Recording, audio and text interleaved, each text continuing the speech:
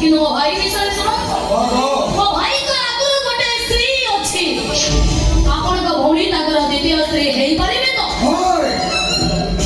କାହାକୁ କଣ କହୁଛୁ ଜାଣିପାରୁଛୁ ତ?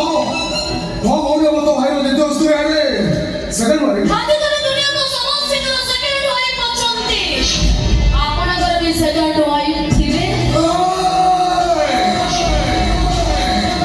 ମୋ ମୁଣ୍ଡରେ ନିଆଁ ଲଗେଇବାକୁ ଚେଷ୍ଟା କରନି।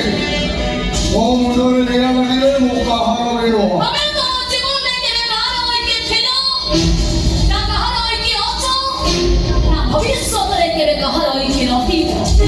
ତମର ତ ଅନେକ ରୂପ ଅନେକ କାହାଣୀ।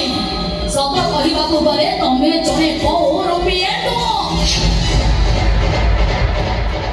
ତୋର କହିବା ଦରକାର ନାହିଁ, ତୁ କିଏ ମୁଁ ଜାଣି ସାରିଲିଣି।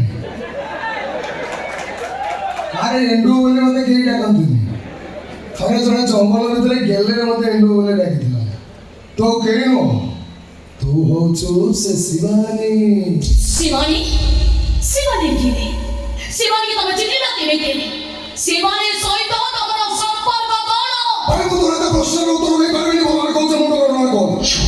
ଭଲରେ କହୁଛେ ମୁଣ୍ଡ ଗରମ ଖୋଲ, ତାହେଲେ ନିଚେ ଯାଇ ତ ମୁଣ୍ଡ ଗରମ ଖୋଲିବି। ଖୋଲିବୁନି ନା? ଖୋଲିବୁନି ନା ତୁ?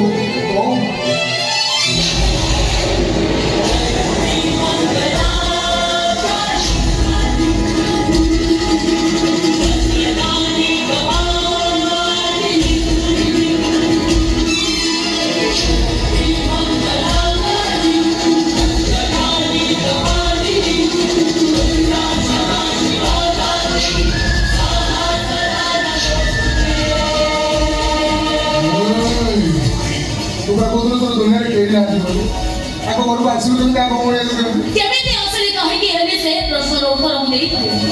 ତମ ପ୍ରଥମ ପ୍ରଶ୍ନ ଥିଲା ନା ତମ ଭଉଣୀ ଏ ଘରର ବୋହୂ ହବ। ଠିକ ଅଛି, ମୁଁ କହୁଛି ତମ ଭଉଣୀ ଏ ଘରର ବୋହୂ ହବ। ତମେ ଏବେ ଚାହୁଁଥିଲ ତମ ଭଉଣୀର ବୋଝ ନେଇବାକୁ।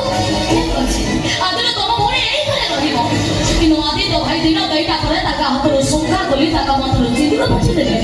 ମୋ ଅବସ୍ଥାଟା ତମ ଭଉଣୀର ହବନି, ସେ ଗ୍ୟାରେଣ୍ଟି ମୁଁ ଦେବି। ମୋ ସହ ଭିତରକୁ ଆସ।